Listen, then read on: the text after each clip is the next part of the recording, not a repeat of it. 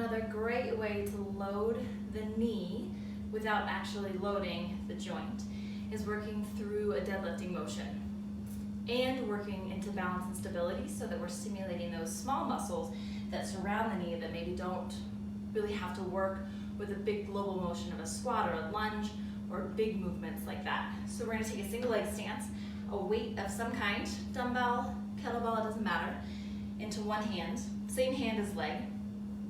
We're going to take a soft knee, keeping kneecap lined up with these lateral toes, or at least within the midfoot, keeping abs pulled in, back is staying flat. We're hinging from the hips just like a regular Romanian deadlift. So we're going to take a soft knee. You're going to come straight down toward that toe, wherever mobility allows for you as far as the hips and back go.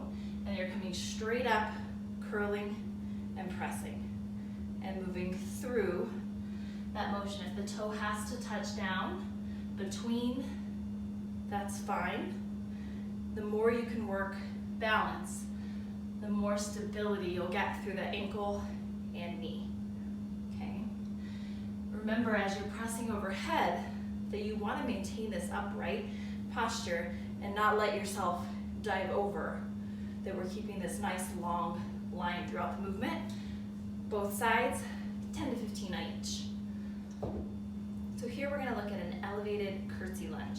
So anything with a couple of inches of lift to it, but nothing too high, or you end up creating a little bit of knee compression. So you're going to we're going to do both sides, so whichever leg you want to do, you're going to take yourself up onto this block. So when we're looking at a curtsy lunge, you're thinking about coming back behind with the other foot.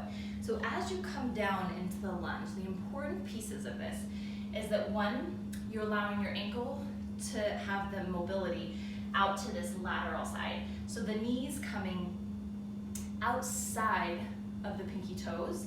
If you leave it in this way, you're going to create more medial knee compression, right? So we want to keep the knee bowed out as you lunge down. We're loading the adductor and this middle quad muscle and glute. Okay, so we're kind of getting this outer glute into this diagonal.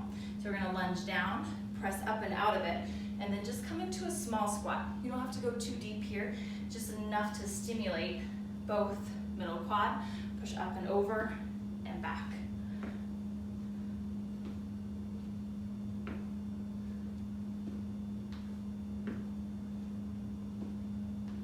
Okay, try it out, about 20 on both sides, 2 to 3 sets. All right, so looking at creating medial knee stability against a little bit of resistance. So tying some sort of resistance band, TheraBand, to the wall, and then you're going to step your leg through it. So the goal being is to have something wide enough that it's just not like digging and pinching into your skin, but we're going to place it just right above the knee in a non-painful place, right? And then you're going to step away from the wall, creating some resistance into that band. So that in itself can be a nice exercise. It's just creating a lateral step with this pull coming out the other way. Just a couple each way, stimulate that tissue. And then a very simple exercise that we're going to do is just like a low-grade squat, right? Not a lot of depth, just coming down and straight back up. So the idea of this is that the band is kind of pulling the hip and leg into this externally rotated position. So our muscles have to work to then pull the knee back through center, creating some adductor strength and just some like medial knee and medial hip stability, as well as working down in the foot and ankle. So as you squat, we're working to really keep, most of the time we're really taught to press the knees outside of the toes. For this one though, we're just working to keep the knee over the middle toes as we come down and up. Also thinking about glutes specifically in this, right?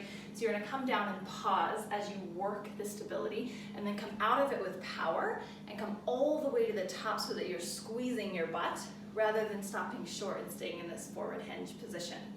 So coming down and powering out of it, coming down and powering out. So that's step one. Number two is to keep this same sort of tension, and we're just gonna go into a lateral touch. So you're reaching down, again, keeping knee lined up with the toes, reaching toward the outside of the toe and then driving up and out of it.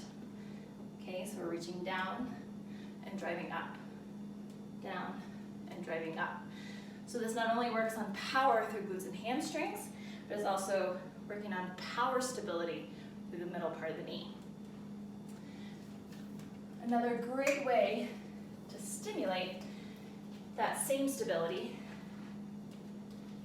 is to tie another resistance band to the wall. You're going to get it locked in the same place. Then you're going to come into this nice single leg stance and press out. It doesn't look like a lot. We're taking a soft knee, never lock it back. That does nothing. It doesn't look like much work, but it really ties in the upper extremity to the core down into this leg. Creates a lot of work in the glutes, a lot of stability in the knees. If you don't have a second resistance band, taking a light weight can sort of stimulate the same thing. So same position, weight in front of you. You're just pressing straight out and straight in. Soft knee, maintaining hip, knee, ankle alignment. A couple great ideas for medial knee stability.